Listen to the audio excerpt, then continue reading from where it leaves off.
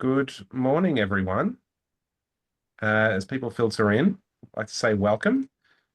Very pleased to be with our wonderful guests today and all of you.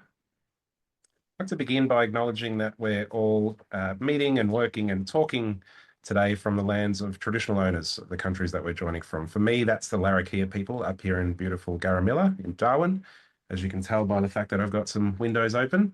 And I'd like to extend that respect to all Aboriginal people present today, and the traditional owners of the lands that our guests and all of you people watching from home or work from the traditional owners of your lands too. Feel free to pop the name of the traditional owners of the country that you're in into the chat as well, and feel free to introduce yourself as well.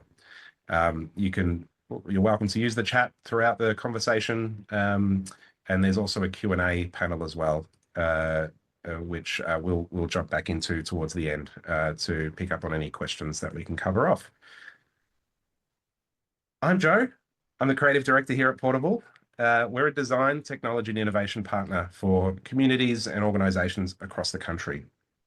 We're all about improving public systems and services that matter the most to people, be that in government, education, health, transport, arts and cultural institutions, access to justice, and more. We run these kinds of conversations because we believe in having better conversations out in the open about technology, society, and practice, and all the stories that sit in between these and how they impact each other and our lives. Things are moving fast, as we all know and feel, I'm sure, and sessions like these are really a chance for us to locate ourselves and our practice communities while the ground shifts beneath our feet, and feel a sense of some more connection and clarity about where we're at and where we're going.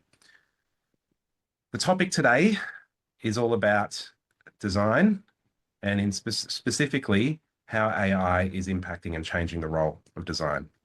And just briefly, I want to talk about what we mean by design. I won't go deep on this, but I like to say capital D design here. When we're talking about design, we're talking about everything from design thinking and human-centered design right through to visual design, interface design, product design, any design practice you can think of, really, because the thing that unites us all is that we creatively and strategically solve problems using the tools of empathy, collaboration, and whatever technical skills and tools we bring to bear on that. So it could be service design, could be impacting and changing systems, it could be products, communication. It's all kind of part of the picture today in terms of the conversation. So what's changed? Why are we having this conversation? Well, as we all feel, I'm sure the last 12 months, couple of years have really changed what designers do on any ordinary day and what the work looks like. And I'm not just talking about image generation or creating artifacts. It's also design research and synthesis, agentic coding, giving designers the tools to now build things that previously they had to rely on other teams for. Design engineering, tools that build these working products from descriptions, as well as, as I mentioned, like the ability to, it's changed how research happens and how work gets synthesized as well. It's changed how collaboration and thought partnership happen. I'm sure you've probably all experienced briefs generated by AI and how that feels and changes the work. It changes how artifacts get made, how work gets prototyped and envisioned. And for some, it also challenges the perceived value of what we do as designers. Often that's from people who only ever saw the execution of the work and maybe not the thinking and work that goes behind it. There's a sense in which, oh, now AI can do this. And so partly what we're going to be talking about today is like, well, what remains consistent under that and where the real value of designers sits and how we ensure we continue to bring the value of that to bear on the problems that really need it. So the role is shifting and in some senses faster than the profession can agree on what it's becoming. And so hence the question, what's a designer now? We're not going to solve this in one conversation. I want to be upfront. We're not going to resolve all of this. And this conversation isn't actually about solutions. It's about surfacing the tensions together and having a conversation out in public with our very experienced and brave guests here who are surfacing some of the live thoughts that we're all having and hopefully resonate with some of you, and you can see and feel that you're not alone in the kinds of conversations and questions you're asking, and hopefully get some insight from the experience in the room too. Speaking of which, I'd love to introduce our wonderful panelists today. First up, we've got Dr. Luke Hespanhol, who's head of design at University of Sydney. Uh, Luke's research spans social design, digital cultures, human-computer interaction, urban informatics, and more, having published around 70 publications. Luke's also a practicing media artist, has interactive installations in galleries and public art festivals, and is a PhD on interactive media architecture and the design of hybrid urban environments. Welcome, Luke. Great to have you here. And welcome, Dr. Pip Shea. Pip is Principal Product Designer at CSIRO, which is Australia's National Science Agency. Pip previously was the design lead on Data61's program that operationalized responsible AI. And Pip is working to turn Australia's AI ethics principles into something teams can actually apply. Pip's got over 25 years of practice, including digital products for the Victorian government across social housing and health. And Pip is also a PhD in media and communication. Welcome, Pip. Good to have you here. Thanks, Joe.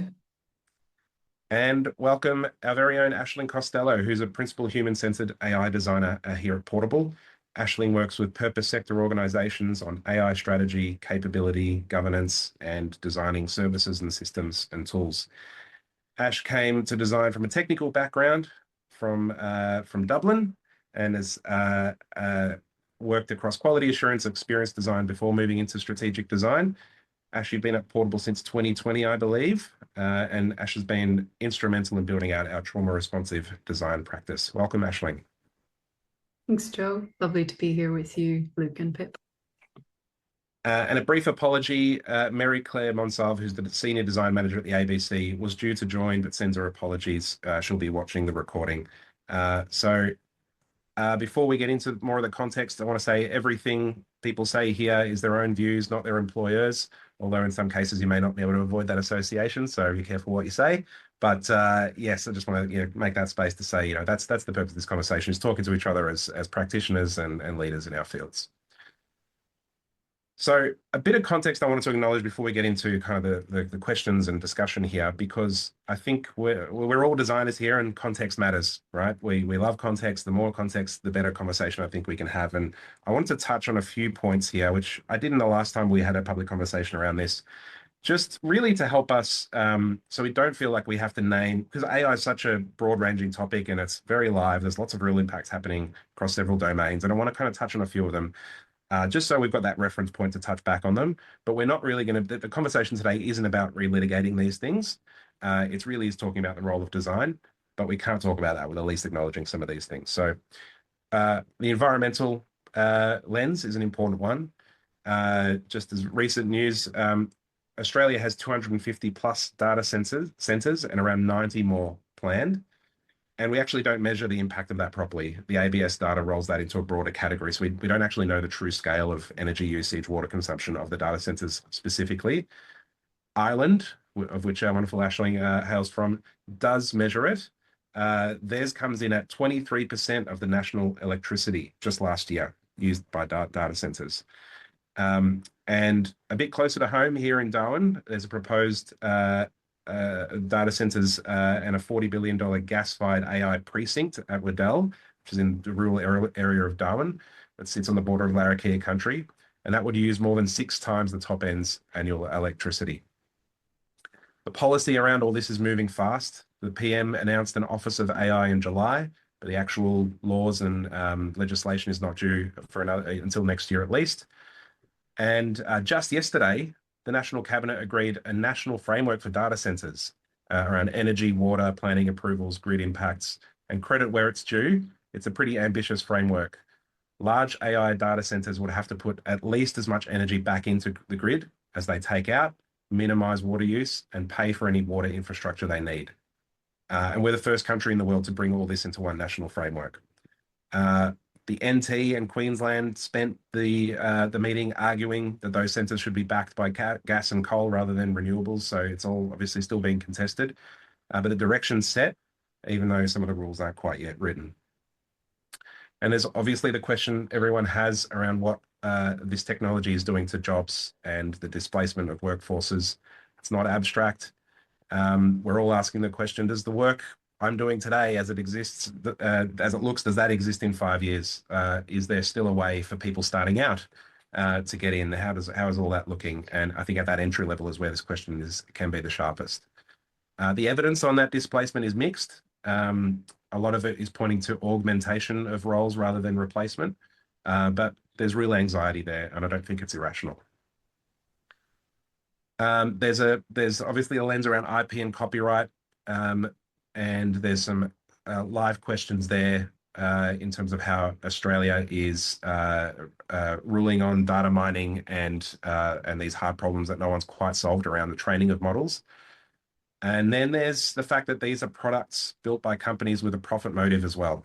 And there's a strong commercial interest in all the products that we're using and the tools that we're using. And we're seeing more and more how the money is really going in a circle between a few large tech companies, uh, between the LLM providers and software providers, to the chip makers, to the data centers, and there's recent warnings that the valuations of AI are overinflated, and there could be a bubble bursting in the coming years. So we're not here to relitigate any of this, as I said. It's context, and no one here needs to prove their ethical credentials before that you can say something useful. But I think it was worth us kind of naming those things. Also, one more distinction, that when people hear AI in design, they might picture one-shot prompting, like I give the AI a prompt and then I take what comes back. That's one part of the work, but there's a bigger part on the technology inside of design workflows: iteration, code, research, synthesis, and those are often the parts that nobody sees. And so that's part of what we'll be talking about today in terms of context. Right, that's the framing done with. So I'm going to open it up to our team now for our first question, and really it's a two-part question. First, where do you currently sit with this technology? Are you enthusiastic adopter? Are you cautious? Are you skeptical? Is it one of these things depending on the day? There's no right answer here, but I think it's just helpful to give our audience a sense of where you're sitting and the range we've got in the room. And then the question is, what's actually different about how you work now, or how you've seen designers work in your teams or folks you lead or work with, compared to, say, 18 months ago? Where are people spending their time? Where are you spending your time on that you weren't previously? How has it actually changed practically the day to day? And what have you stopped doing as well? So a bunch of questions there. I might go to Pip first. Sure. Thank you, Joe. That was a really useful scene set. I'm really grateful for you to for such a nuanced scene set as well. I think that's really setting up the conversation in a way that makes me feel a lot more comfortable. So thank you. I would describe myself as cautiously pragmatic. Um, so, you know, this position really acknowledges that AI technology is already ubiquitous and that it creates both problems and opportunities. And, where I sit currently today is, I want to be playing a role in trying to address some of those problems and trying to explore some of those opportunities. And I think, you mentioned in my intro around the operationalization of the ethical principles, the Australian ethical principles. That was my first project that I worked on when I started at the CSIRO. And, that was in early 2022, pre-ChatGPT launch. And, really did give me a window into the sorts of preparation activities that were happening for, the horse to bolt, and then it did. And so it really did help me, really start thinking about where I was going to situate myself in this technology. Do you want me to move to the next question, or are we doing the kind Yeah, of it'd be great to, first? yeah, keep Okay. up to hear how your work has changed day to day, what it looks like. Yeah. So back then in early 2022, it was very much working with researchers on frameworks to risk assessments, and it was all very it was quite difficult work to try and think about how we would operationalize ethical principles. They were very vague. A lot of people were just scrambling about trying to understand what was going on. Fast forward to 18 months ago, my work was actually, so I'm a product designer. And 18 months ago, I was working on an AI for science, an AI first AI for science platform to be used internally at CSIRO and potentially externally. And so at the time, I was experimenting with as many AI tools that I could get my hands on because I was actually building, we were trying to build an AI product. And I did do a little bit of vibe coding with Lovable, and very quickly realized its limitations for developing a bespoke MVP. So I headed back to Figma. And then today, 18 months later, I'm on a different project and I'm prototyping directly in code in a program called Cursor, which is quite similar to Claude Code, if those have used that or heard of it. And I go back into Figma when I need to design a component to guide Cursor's agents. Like, I mean, the caveat here is the project I'm working on, it's a very early stage R&D piece. It's very, it's very wireframey. It's, trying to get the components and the user experience right. So it's quite appropriate to be, in agentic coding software, building in this way, from my perspective. And the thing that's meaningfully different really from 18 months ago is for me as a practitioner is agentic coding. So, having AI agents support me to write code to create prototypes that are, that I then deliver to an engineer as a GitHub repository. What would that have looked like previously in terms of like doing that work or not doing it? Like how has that changed? Well, 18 months ago, I provided a Figma prototype to the engineering team, and now I send them, a GitHub repository. Thanks, Pip. We'll dig into some more of the detail around that shortly. Thank you. Luke, I'd love to hear from your perspective. Yeah, but both where you sit kind of on the adoption spectrum and the multiple roles that you have, and yeah, well, what you're seeing that's different about the role these days. Thanks, Joe. I like Pip's definition of being cautiously pragmatic, and I think that kind of defines quite well my position as well. Personally, as a creative, as a designer, I don't use AI as much. Like I'm very critical about how it adds to my creative process. I may use it, I have used it occasionally for small tasks like just providing some like alternatives to something that I had already created or written. So reducing the word count in texts for applying for grants. So text tasks like that, which I had already created something, I had already iterated, and I know what I'm going to, and just making use of AI for pretty much as an assistant, a research assistant or writing assistant. However, as an educator, that concerns me a lot, and I do have an obligation to understand where this is going from the perspective of educating our students, and also in parallel to that, understanding how students are adopting those technologies and how should we better position our teaching in the classroom to equip them for professional life. So, and that's mostly what has changed from 18 months ago to now, right? This really became a widespread tool. It's to a degree is the first go tool for many students and for some of my peers.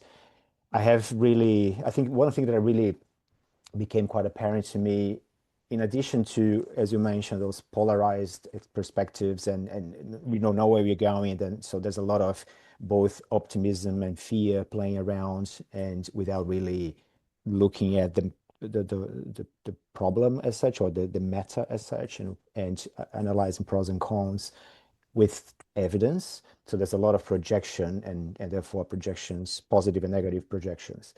But what I have noticed distinctively in education in particular is the shortcut between thinking and doing. So with the ability of generating lots of different solutions with arguably very high quality or apparently high quality, that becomes the first step in the design process, rather than necessarily thinking through the problem, trying to understand the context, this component of conducting design research prior to jumping to creating the options or the divergent thinking. So this jump into let's diverge as much as possible. Let's see what is out there, what AI gives back to me, and then we jump into a more like curatorial approach to problem solving. And one risk that it raises is this illusion of quality, illusion of knowledge, because you'd really very quickly, and students very quickly jump into this selection of possible solutions without necessarily uh, asking themselves where they come from and whether they would come up with something like that in the first place. So this shortcut between thinking and doing. And in many cases, an over-reliance on the use of AI, even by some of my peers, other academics, and I have to say often myself, where we feel tempted just to check what AI tells us first, so that we have like a sounding board to begin with, and we don't risk coming up with owning an idea that may not be popular, for example. So that element of lower your confidence on your own knowledge, because suddenly you have this tool where that at the eyes of most of colleagues and students holds knowledge and holds some form of authority. That is a very distinctive shift as well. And then the third thing is this completely breakdown in the trust of the outputs, like on the outputs, like who created what, and do you know what you're doing, and how do we know that you actually know how you're doing, and the implications for teaching. So we are currently really having in-depth conversations across the university about how to reposition our curriculum, to shift from outputs to the process, to really put the focus on enabling capability on our students, critical thinking and judgment within context, rather than just the creation of outputs. And we are not there yet, but that's something that it became quite apparent that if there's something that we can be sure about in this field, is that we need to move towards critical thinking, or greater emphasis on critical thinking, and human-to-human discussion informed by AI, but not relying on AI. Yeah, awesome, Luke. That point around the second point you made around designers sort of outsourcing their authority and perhaps being less confident to take some creative risks in what they put out there. That resonates as well. Certainly that thing, that temptation to just let's check what the AI thinks. Yeah. Let's test this idea against this homogenized ideal of like what what this large language model has ingested is real. And I think I'm sure many people have experienced that too. But it's a good question to ask. What do we sacrifice when we do that? Aishling, I'd love to hear from you around where are you at in your journey of adoption and kind of confidence, comfort, however you want to frame it, working with this technology, and then how has it shifted your role day to day? It's been so interesting listening to Pip and Luke, and I kind of forgot your question for a moment, Joe, because I was like, oh, I want to respond to that and build on this. Feel free to jump in and respond to anything the others have brought up.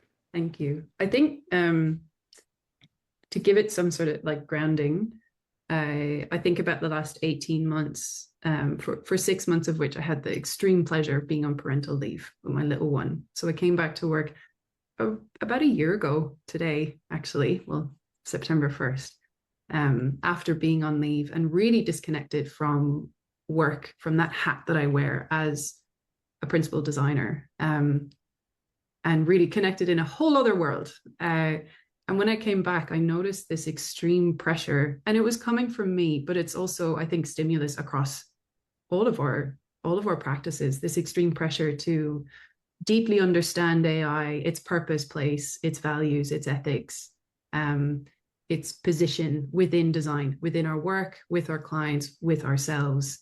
And I felt like I had to get running and get sprinting as quickly as possible. And for anybody who's returned to work post parental leave or any extended period of time where you've disconnected from your craft, you can probably imagine the inertia as you resurface and come back and go, what's my password?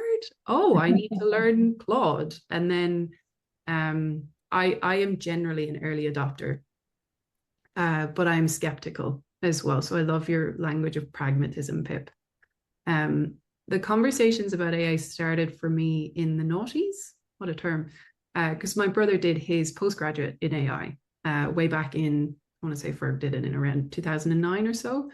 And so our relationship really comes from me watching him play video games and us playing them together. And that's a story throughout my childhood and as we get older as well. He's a games developer. And so we've had lots of conversations about how AI was showing up in his research, in the products and the programs he was developing and the data he was creating. And now as a games developer, software dev, how he's using Claude. So it's this conversation about AI in the workplace as a tool, as something to be curious about, potentially anxious of, fearful of, skeptical of, tired of, has been a conversation for us since the 2000s. So I'm really privileged. I've got other people in my life who are those lighthouse users who are really upfront, head, hands, feet, heart, all in. What's this cool new tech? Let's give it a go. And I've been through lots of phases like that in my life and in my practice. So when it came to coming back after parental leave and going, oh, okay, I need to get up to speed. I need to address this pressure I'm putting on myself. I'm also feeling and receiving. I lean into things I've learned from other people, like how to slow down and how to apply compassion and how to healthily question what role I want this to play in my work, and listening and observing how other people are asking those questions as well.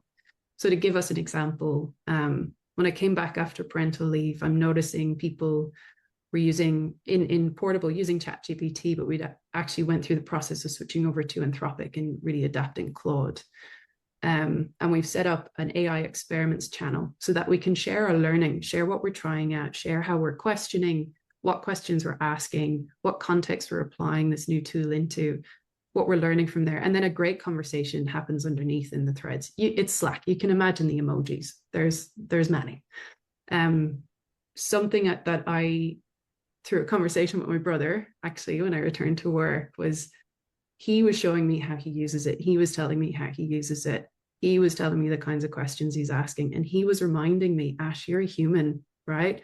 You're a creative. You have gone through formal education in art and design. You've learned how to break the white page, create and imagine something from nothing. You're interested in tech. You just need to give yourself the time to slow down and figure out what's important to you, and then really break down the fear and anxiety you're feeling. So there's a couple of questions I always like to ask. Where does my fear come from? The more I can break that down, the more likely I am to find a little bit of leeway to transform it from fear into a bit of stress about this, bit of fear about that, bit of anxiety about this other thing, but ultimately I can take action. And that's a process I've learned through conversation with my brother, but also folks that I know that work in environmentalism. They take a really similar approach to constantly engaging in work around climate activism or climate change or renewables adoption, you name it. It's like, what's driving you? What's your value to do this work? What are you afraid of? What are you anxious about? And try and break it down. Long-winded way of me saying, when I came back from parental leave and was feeling this inertia, feeling this stress, I just over time remembered these things that people have been telling me, had these conversations with folks. And that's kind of where I am on my journey, is like, I'm now at a point, or frequently cycling through this, but at a point where I'm breaking down the fear and trying to figure out, what is this tool? What value does it bring? Who benefits? And of course, the light and shadow of those two, who doesn't benefit? What's it deprioritizing? What's it prioritizing? And then how am I using it in my work to speed up or slow down at the right moments? Because human-centered design paces everything. It really is. Yeah. Thank you, Aishling. I think the pressure you're talking to is real. And, it was, I think we've crossed the threshold now. I know everyone has in their organization, I'm sure their own organization or work at different stage of the adoption spectrum. But I think, Pip, I remember you and I a few months talking about coming out as a designer who uses AI. And I'm finding even in the time since we've spoken, that's less of a big deal. Like, it's just kind of like accepted now. And what's interesting and what you're sharing there, Aishling, is like, a lot of that is due to pressure. It's not because we're all like, this tool's amazing and I want to use it and integrate it to my practice. A lot of the times it's because if I don't, I won't keep up, or I feel this pressure to be able to like adapt and adopt. And I think what's interesting, my next question is really about, as designers, we work with material, right? Whether that's insights or conversations from the research that we're doing, whether that's paper, type, code, design, visual design elements, color, a design system, or a CMS, or whatever it might be. Like these are the UI elements. These are the kinds of materials that we use as designers. And you learn a material by working with it and seeing what it does under pressure, how it breaks, what it won't do, what it will do. With this tool, however, with AI technology that we're using now, integrating into our practice, what is the material that we're working with? Well, we've got the model itself, we've got the data that model was trained on, and we've got where that data came from and whose work is in that model and that data, how it was trained and weighted by the organization who may not have been thinking about designers or all the multitude of problems that we're trying to solve when they're training these models. And then you've got what happens between the prompt and the output. And a lot of this stuff is in a black box. We can't inspect it. We can't understand it. We can test it, but even when we test it, we're not really sure what aspects of what's happening behind the scenes there is changed and affected, or because it's just not traceable. And so I guess I want to talk about that. When you can't see into the material that you're working with as a designer, what does a good design decision rest on instead? How do you make good design decisions when the tool is making a lot of those decisions for you? And I'm curious, both from the teaching side, Luke, people designing with material that they've never had to understand, people starting out using these tools, as you said, it's kind of the first thing they're going to, but also the practice side. And I might start with you, Luke, from that point of view. What are you seeing? Yeah. Yeah, sure. I think it's the element of trying the things out and understanding the nature or the provenance of the data is quite important, of course. I mean, you would do that with anyone you work with. You interview them, you try to understand the background and where the education was and so on. So it's not different when you are and when you say like what you're dealing with, to me is almost like cognitive infrastructure. Like we are dealing with this new agent in our midst in a profession where contributes to our thinking, right? So we need to understand where the think is coming from. That's again, is how you would act toward anyone. That's not always possible, of course. So for organizations that have the ability, like our university, to train our own models with data that is certified and it is again, it's curated for use in education, that's a good direction because you're kind of raising your own kind of assistant. But of course, students in particular are open and they can access any kind of model. So we don't really know where they're tapping into in terms of helping them thinking. I mean, in terms of this cognitive outsourcing. So to me, it's less important where those ideas are coming from, but more like how do you make sense of them. It's like any other infrastructural technology. If we don't necessarily know where our electricity is coming from or how the Wi-Fi is working where we are. I mean, it helps to know it because there might be potential problems depending on how that's sourced. But by and large, we don't think about electricity. We just make use of it and learn how to work with it. AI is different because, of course, it's contributing ideas, it's dialogical, it's relational. So the level in which we need to be constantly mindful of that we're interacting with something that we may not have control of the thinking process is quite, I mean, that has to happen continuously. So to me, it's about applying that knowledge that's coming back from AI, and we're talking particularly about generative AI here, to our context and have the judgment to interpret, I mean, what's good and what's not, and what's applicable, what's not.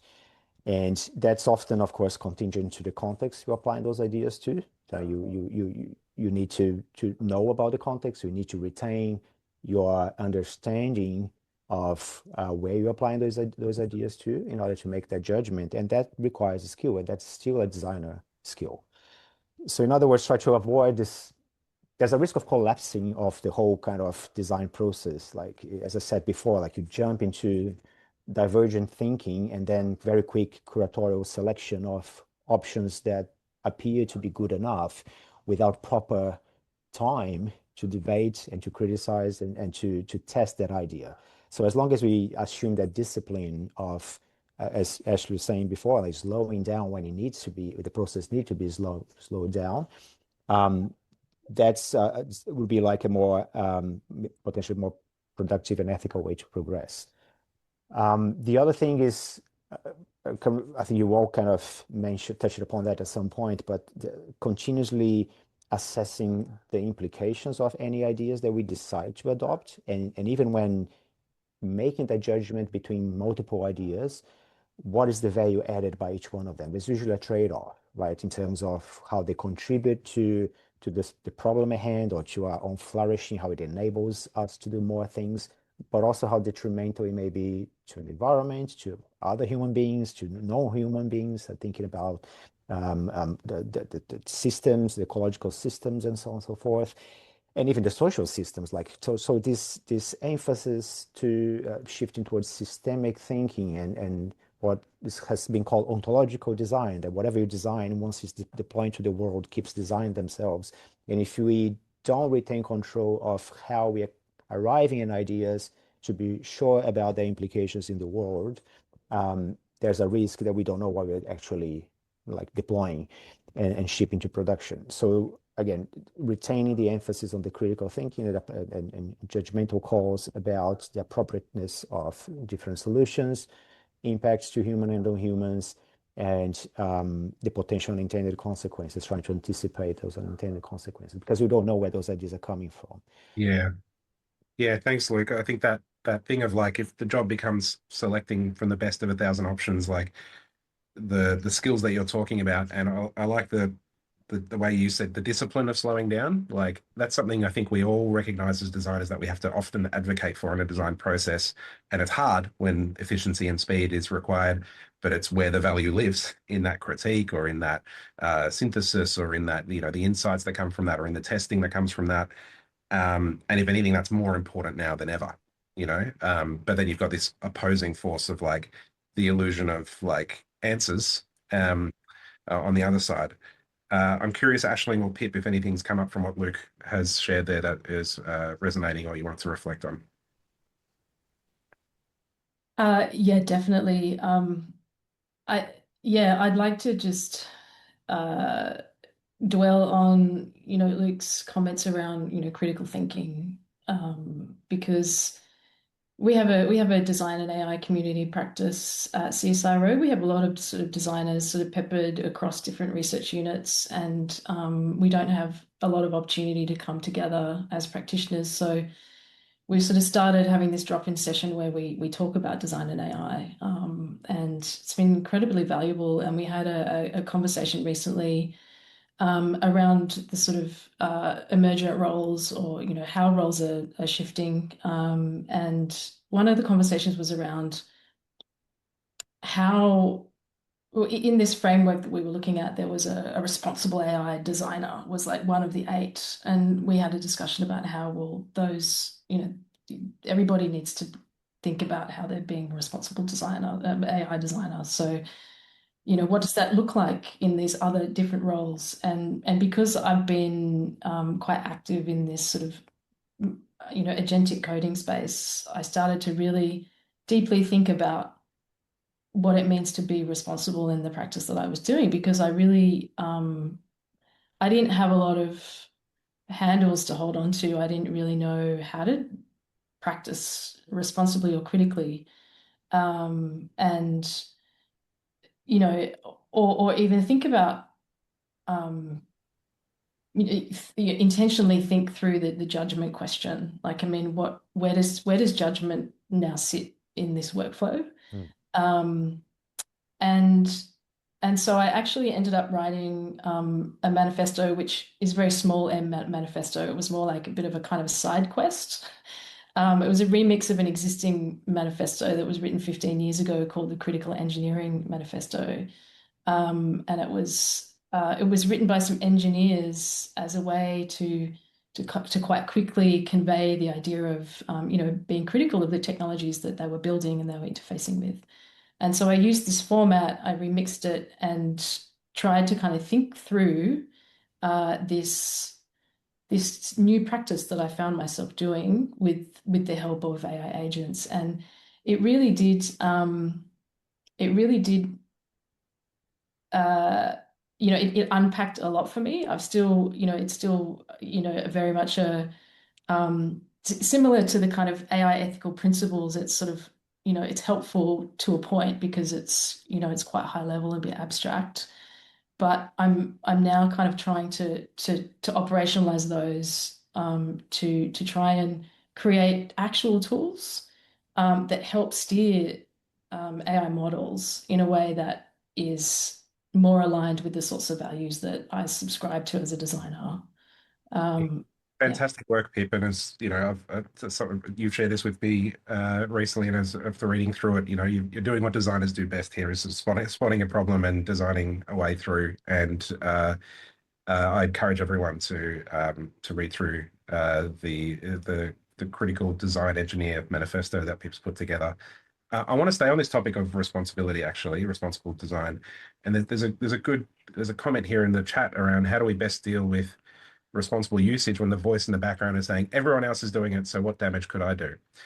And I guess the question I want to ask is where without giving away anything sensitive, where has the risk become real for you in terms of like, okay, I'm using these tools and wow, okay, if I made the wrong decision here, if I went with what AI said, or I could really, like, there is some harm or damage that could be caused here. And part of the reason I ask the question is, as deep thinkers and designers, we're often spotting and thinking about downstream risks and effects that might not be immediate and apparent. But I'm kind of curious, like, how close have you gotten in your practice to like, oh, that feels a bit hot to handle? Aishling, anything coming up for you? Oh yeah. Yes. I think I'm also letting sink in that wonderful journey you went on to develop the manifesto, Pip. Rachel's popped a link to it in the channel. I'll be having a look because it feels related to this question as well, Joe. If I lean back into work that I do as a design researcher, and that could be for many different purposes, helping to redefine services. So service design research you would do for service design or product development or improving user experience. I think about data types. So elsewhere in my professional journey, I worked in technology teams and I worked on systems that dealt with a lot of financial data, sensitive data, personally identifiable information or personal data.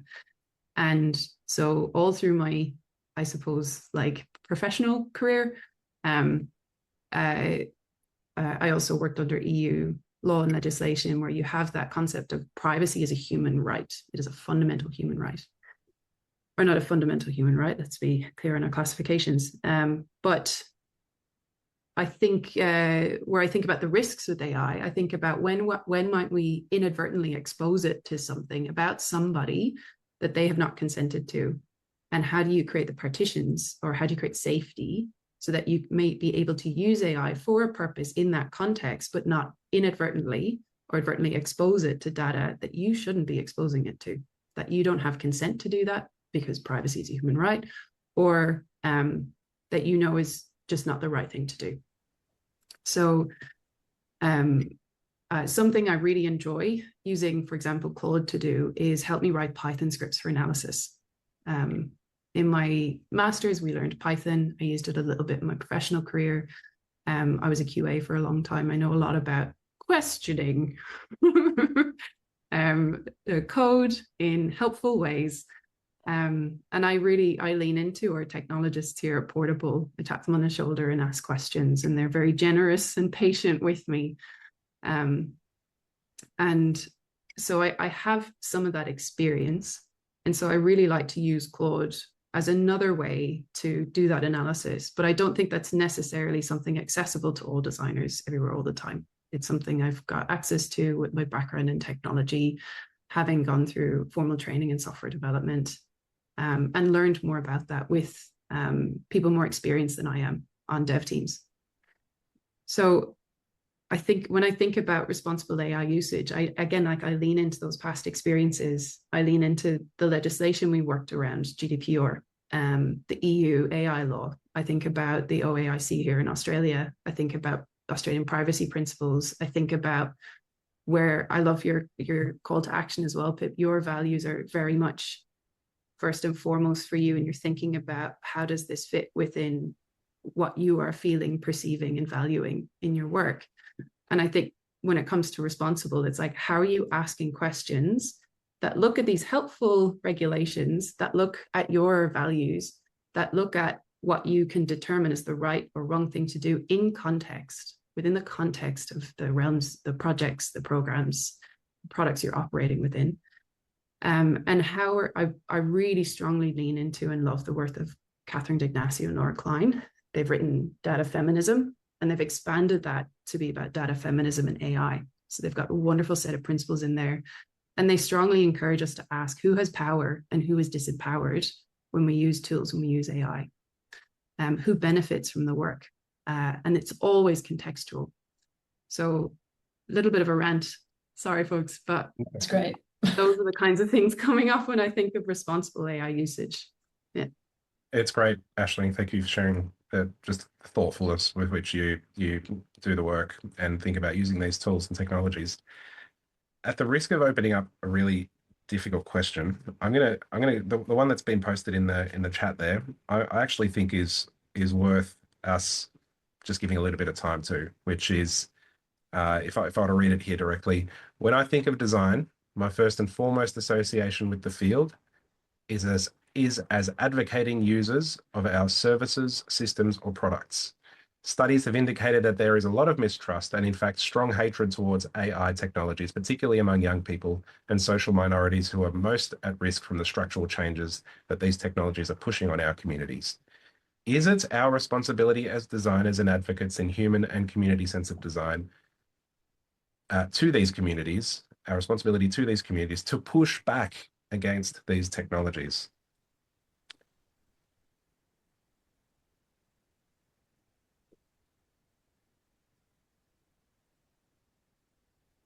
Can I jump in? Please.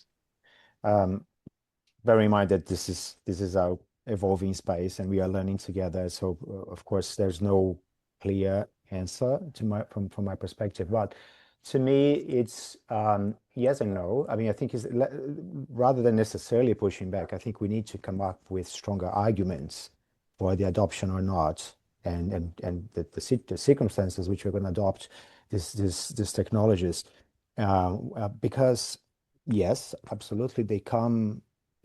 Most of the technologies that we are using, by and large, as Joe pointed out at the very start, they are deployed by foreign companies with data trained in obscure ways, and most likely,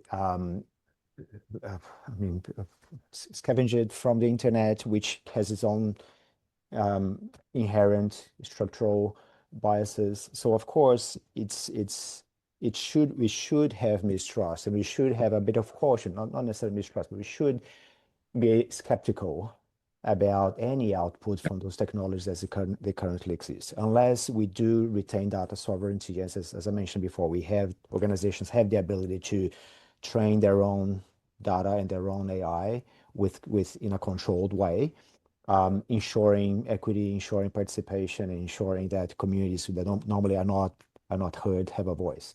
But in the absence of that, if you're talking about publicly available AI, then of course a great deal of caution needs to be present. I think that was pretty much expressed by everyone here, that we are cautious, and that's one of the reasons why I particularly am cautious. Is again this traceability, right? Where are those ideas coming from? Where are those outputs coming from? How can I explain and defend the adoption of any of those suggested ideas, or not, right? And if coming back to the previous questions, where everybody else is adopting, if that's posed as an argument, how can I refute that argument? And often there has to be, again, strongly connected to the context that this is being applied. It may make sense for certain things, certain tasks, low risk activities, prototyping, like early stages of prototyping. But if you're shipping something to production, and if you're deploying that to the general public, or depending on who you're deploying that to or designing that to, those questions become far more relevant, and actually become a matter of ethical development, coming back to the previous question as well. So I wouldn't necessarily argue to automatically push back against the technologies, but even to be able to push back, you need to develop a strong argument, so that why not to adopt it now or for this circumstance, and conversely, when that might make sense as a tool for productivity. Yeah, I get a felt sense here that partly what, this conversation is about and the work that we're doing is really being able to step into positions of leadership and reclaim the ethical and responsible guidance that we typically bring to decisions that shape experiences and services and what have you for people.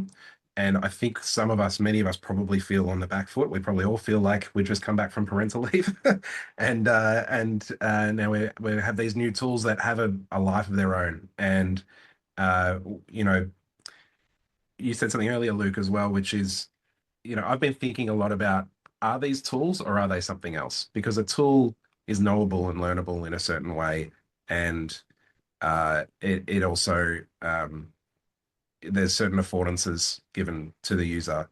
Uh, I think AI is often much more like a service, in that we're actually outsourcing the work to a model that is run by another company, and we don't have full control over all the details of it.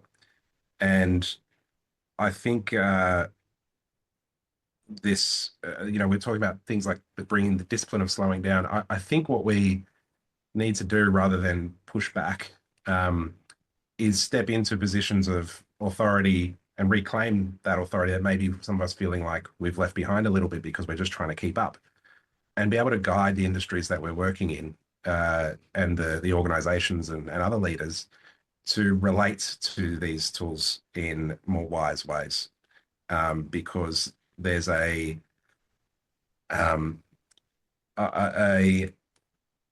there's a lot of illusion with AI. There's a way it can give the impression of certainty or completeness that I think can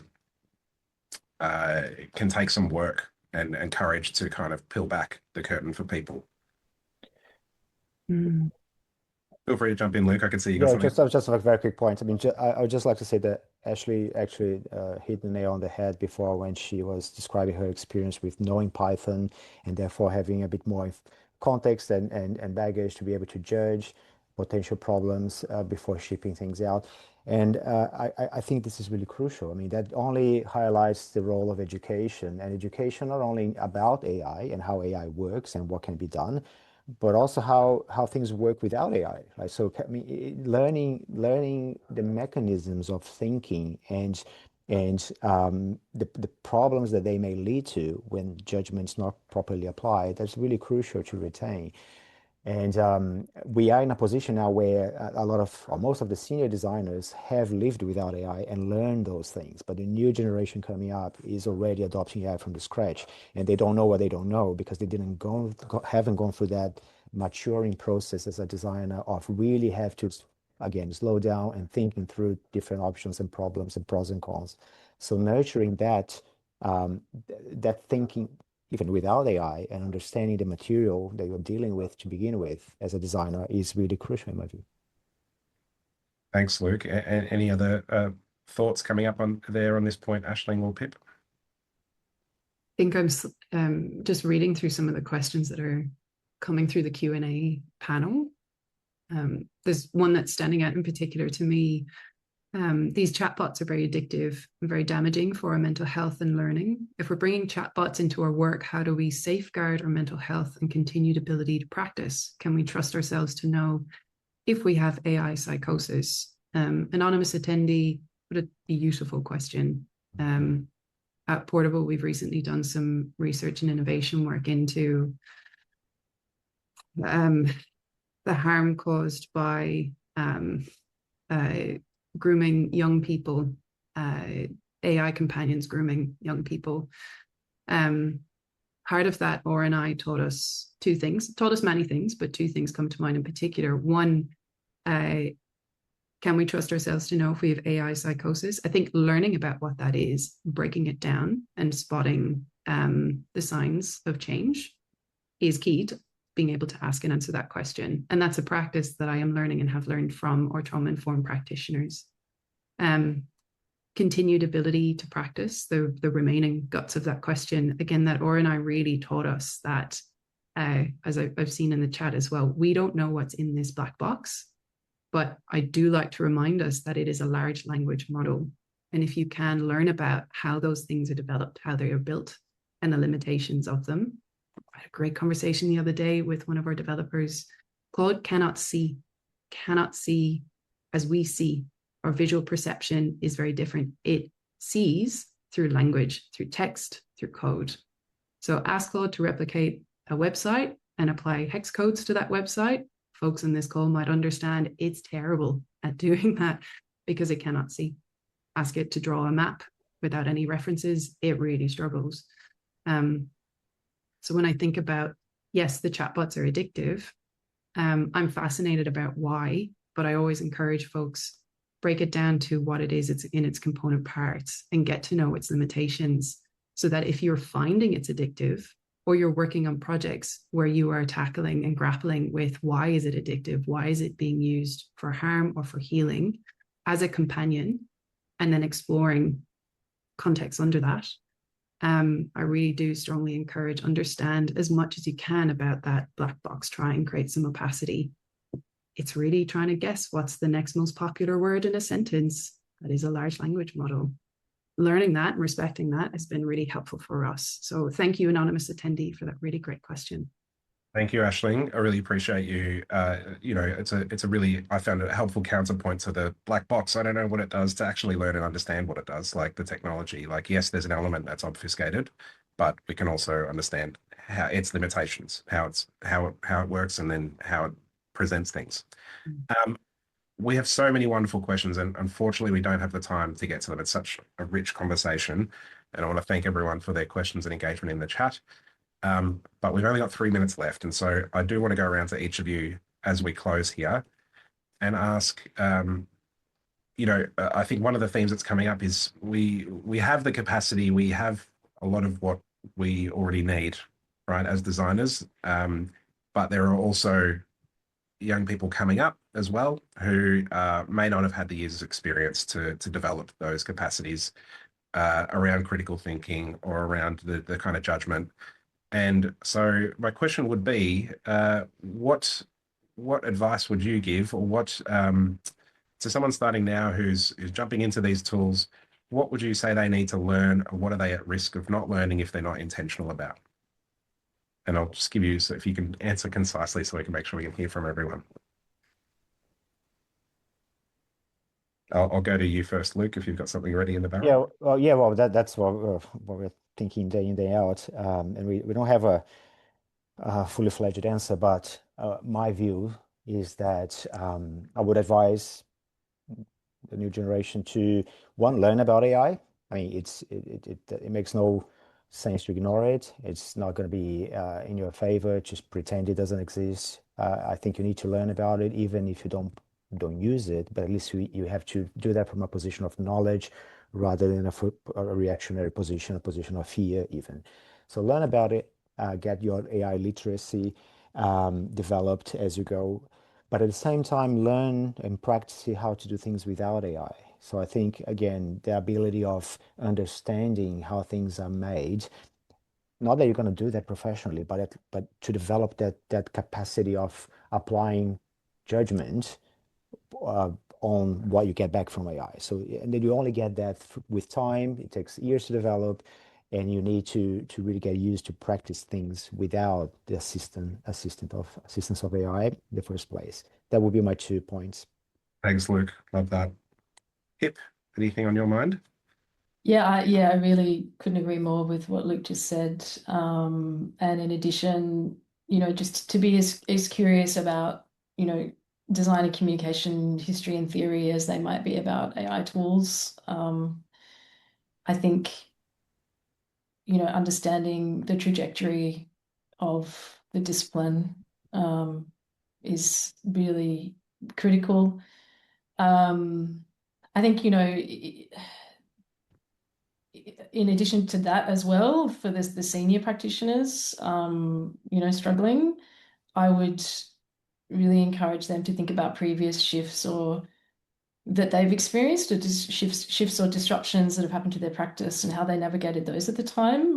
Maybe it was print to digital, or the .com bust, or the move from locally hosted files to the cloud, or web to mobile, or whatever. And you've found a way to adapt in the past, and I sort of that would sort of be my advice to those folks at the other end of the spectrum. Thanks, Pip. Appreciate it. And Aishling, what's come up for you? I'll try and be really succinct. Fantastic words, Luke and Pip. I think I like to meet with grads where I can, and support when I can as they're entering into the workforce, because it's always daunting. That maybe is something we will always have in common. The further us entrenched experts get from our early days in our careers, it's always terrifying, and you're always up against people with expertise and experience. Something I'm noticing is, people reach out, we've chats, is they're getting very clear on what value they bring. And that is continuously true, no matter what disruption, as Pip has said, no matter what disruption era we're in. Be very clear on the value that you bring as the human, with your experience and expertise and evidence-based practice. Learning how to break the white page and start the process of critical thinking, as Luke's talked about, is really wonderful. And also something I see is people come to me and they're like, hey, this is my portfolio. And I'm going, wow, you're far more organized than I ever was. And you are very clear on what you bring. This is fantastic. And I think I also feel like compassion. So as I think about folks who might be returning from parental leave, similar situation as myself, that self-compassion, that the classic slow down to speed up, and really taking your time with something and giving yourself some grace that you'll get there. And there is changeable and changing. So maybe little celebrations along the way when you master something. Yes, I've logged in and remembered my password, and now we can master Claude. These are all important. Thank you, Aishling. And yeah, wonderful advice and insights, everyone. And I just want to say thank you to all of you for showing up and exposing your thinking, in a quite a complex space as things evolve. It takes a bit of courage, but I can tell from the chat and the questions coming up that it was great value for wonderful turnout we've had here today. So thanks for everyone who's watching, whether it's now or watching the recording later. If you want to stay in touch with what's happening at Portable and more of the kinds of conversations like this, please sign up to our newsletter. Once again, thanks to our wonderful panelists. And yes, as I think a wonderful note to end on, protect what needs to stay human as we continue forward as our work evolves in this space. Thank you, wonderful people. Enjoy the rest of your days. Thanks, folks. Thank you, everyone. Bye.